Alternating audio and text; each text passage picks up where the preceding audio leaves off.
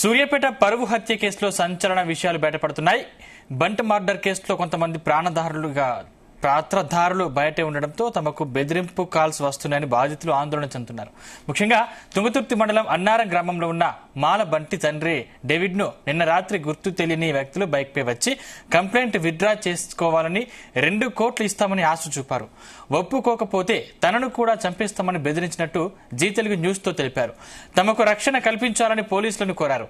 విచారణ కొనసాగుతోందని వారి ఫిర్యాదును స్వీకరించామని డీఎస్పీ రవి తెలిపారు.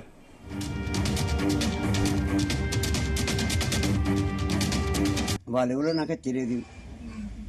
నీకు ₹1 కోటి ఇస్తాం కాంప్రమైజ్ ఒకరు నువ్వు కాంప్రమైజ్ కాకపోతే నీ అంతేందో నీ కొడలు అంతేందో నేను చూస్తామని బెదిరించాడు. నా కొడుకు అయిపోయినాక నా సంగతి ఏంది బాబు పోతే పోని నేను ఎట్లాంటి పరిస్థితి కాంప్రమైజ్ అయితే నీకు కాను. నువ్వు 1 కోటి కాదు 2 కోట్లు ఇచ్చినాక నా కొడుకు అయితే రాడు అని నన్ను బెదిరించినటువంటి వాళ్ళు ఉన్నారు. కానీ వాళ్ళు గుర్తు తెలియని వ్యక్తులు సార్. ఆయన అది అంటే నాకు వాళ్ళు తెలియదు సార్. వాళ్ళు రావడం జరిగింది. అందులో భాగంగా ఇప్పుడు ఇంటికి వస్తే వాళ్ళు థ్రెట్ కాల్స్ వస్తున్నాయి, కొంచెం బెదిరిస్తున్నట్టు అనిపిస్తున్నాయి సార్ అని కంప్లైంట్ చేస్తున్నారు. అది కూడా మేము విచారిస్తాం. బంటి హత్యకు ఇంకా ఎవరైనా ఉన్నారా అనే కోణంలో కూడా విచారణ జరుగుతుంది.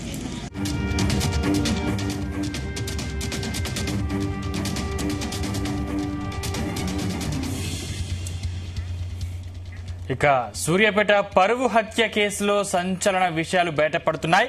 బంటి మర్డర్ కేసులో కొంతమంది పాత్రధారులు బయట ఉండడంతో తమకు బెదిరింపు కాల్స్ వస్తున్నాయని బాధితులు ఆందోళన చెందుతున్నారు.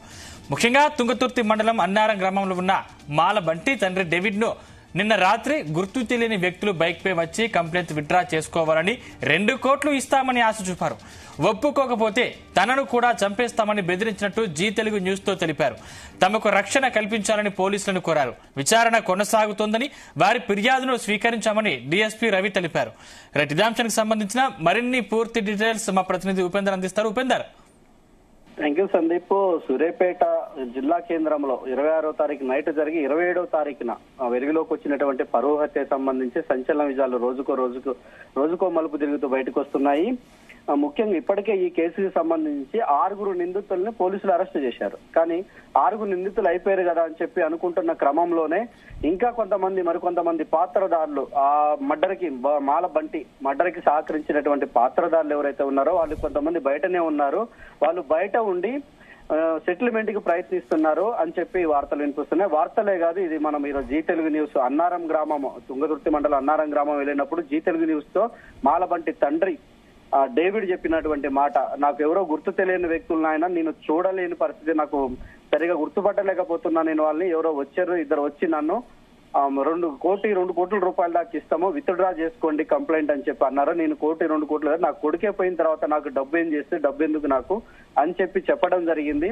నువ్వు విత్డ్రా చేసుకోకపోతే నీ అంతు నీ కోడలంతా చూస్తామని చెప్పి బెదిరించేయలేను అని చెప్పి జీ తెలుగుతో చెప్పడం జరిగింది. సందీప్, ఇదే అంశం పైన తిరిగి మళ్ళీ ఈ రోజు విచారణ నిమిత్తం డిఎస్పీ సూర్యాపేట టౌన్ లో ఉన్నటువంటి మామిళ్ళగడ్డలో బంటి నివాసం ఉంటున్నటువంటి మామిళ్ళగడ్డలో విచారణ నిమిత్తమా మామిళ్ళగడ్డకు వచ్చారు. అక్కడికి వచ్చిన తర్వాత కూడా కుటుంబ సభ్యులు మా మామకి ఇట్లా థ్రెట్టింగ్ కాల్స్ పోయినాయట, ఎవరో బైక్ పోయి 2 రాత్రి పోయి గుర్తు తెలియని వ్యక్తులు మిమ్మల్ని చంపేస్తాము విత్డ్రా గారని చెప్పి బెదిరించారట. వాళ్ళని తక్షణమే వాళ్ళపై చర్యలు తీసుకోవాలి, వాళ్ళని కూడా అరెస్ట్ చేయాలి, లేకపోతే మాకు ప్రాణ భయం ఉందని చెప్పి వాళ్ళు కూడా డిఎస్పీ దృష్టి తీసుకెళ్లడం జరిగింది.